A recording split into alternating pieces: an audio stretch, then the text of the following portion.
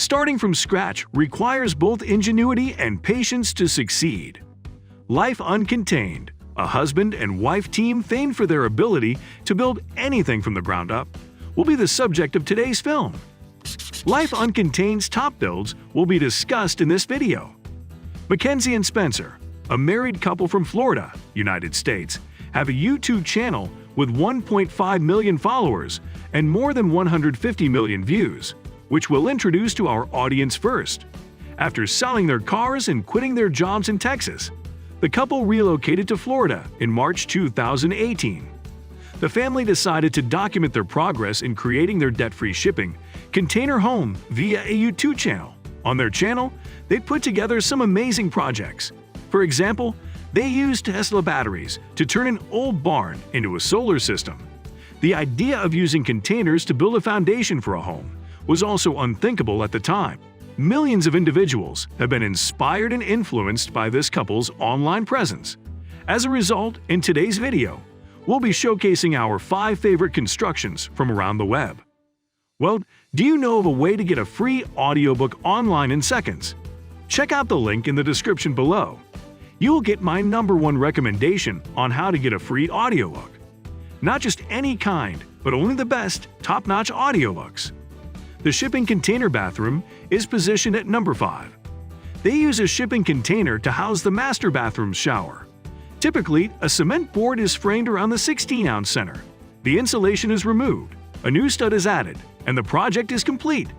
They had closed-cell spray foam all over the place though, which was a problem for the pair. That lack of structural integrity can lead to the entire building collapsing. So they devised a strategy in keeping with their normal practice. Cement boarding was used for the bottom 2 feet of the structure. As part of the shower installation, a blocker was fastened to a cement board, which was then secured with a red guard and the shower mortar bed. As a result, the building will be more durable. The Schluter technique for the roof was used all the way down to the mortar bed after the couple elected to make the top standard drywall. Tiled showers can benefit from the usage of goods that are combined in such a way that they produce a watertight assembly when used together. As a result, the possibility of water and vapor infiltration can be minimized completely. There were, however, a lot of mistakes in rework. There was a lot of water around since they had to pull out their toilet.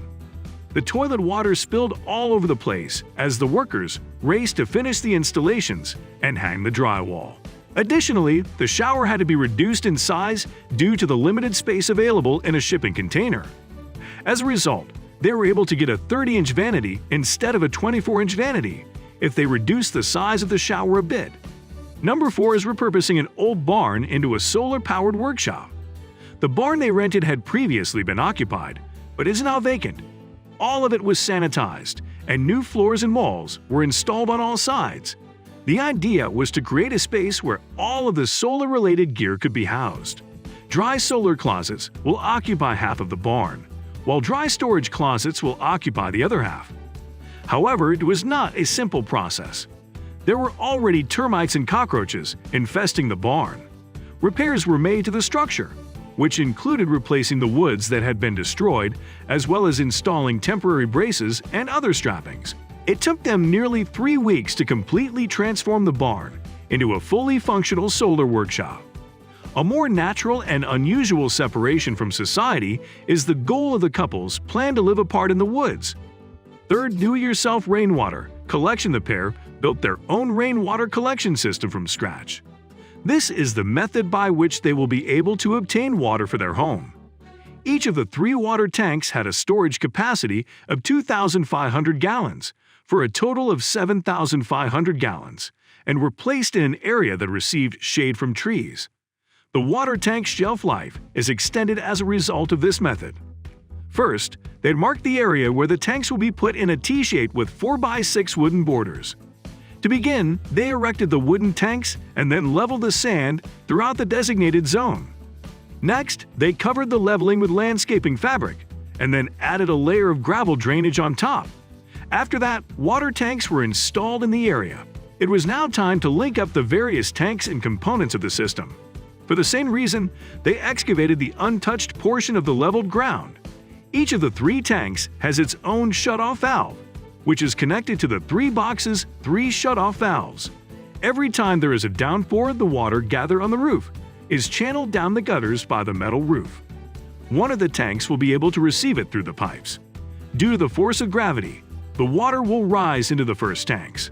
When the water level in the first tank reaches the shutoff valve's pipe, it will then fill the remaining tanks in an equal proportion. As a result, all tanks will drain water at the same rate. To pump the water out of the pump house and into the house, a second pipe must first be inserted, second only to the number 1 spot. For the rainwater harvesting system, a pumping house was needed to bring water into the house.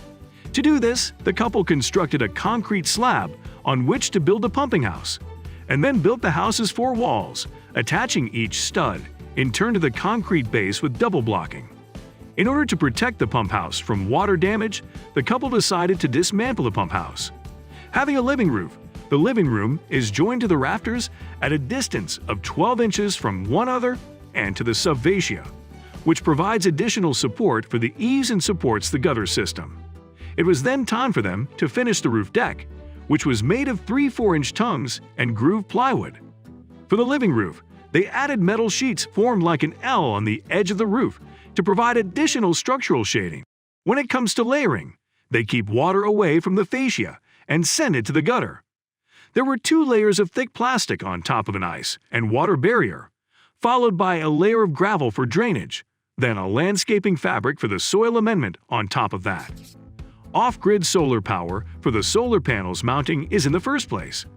Framings and concrete footings have been laid out in the front of the building for the solar panels to rest on. The solar panels were mounted prominently in a user-friendly, budget-friendly manner after they dug a 2-foot-deep trench to link the conduit to the barn. The committer box and all of the photovoltaic cables had to be run via this trench. From a hardware store, they obtained the supplies they needed. Metal framing channels were used to mount load centers and vertical pipe supports on 4x4 super struts, to protect aluminum and steel from galvanic corrosion, to break the corrosive bond between the highly conductive metal and the less conductive metal. They placed 4 bolts into the frame and a rubber component. With a 1/4-inch space between the 2 solar panels, the goal is to break the connection between 2 different conducting metals. All of this was a prank that carried out. Even though they worked out a flawless solution for the sake of science and their goals, none of them had any hands-on experience. However, it worked perfectly. The most amazing thing they did was to convert their home-built Tesla batteries into solar panels that could power their homes. The traditional electrical system has high expenses because of the couple's user-friendly methods. As a result, they rely on Tesla, a manufacturer of massive batteries capable of supplying power to entire homes.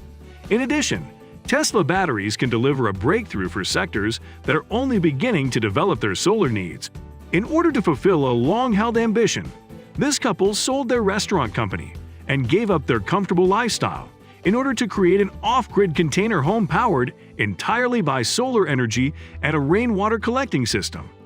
The lesson we can learn from them is to be self-reliant, consistent, and passionate about our work. We've made it to the end of the video, thanks to our persistence. We hope this information was informational to you.